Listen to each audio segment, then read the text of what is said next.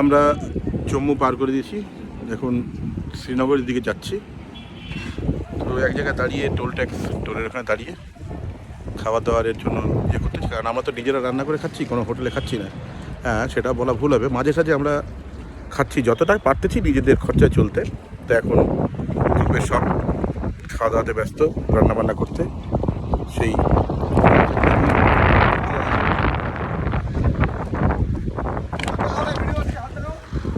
রান্নাবান্না স্টার্ট, সব কিছু।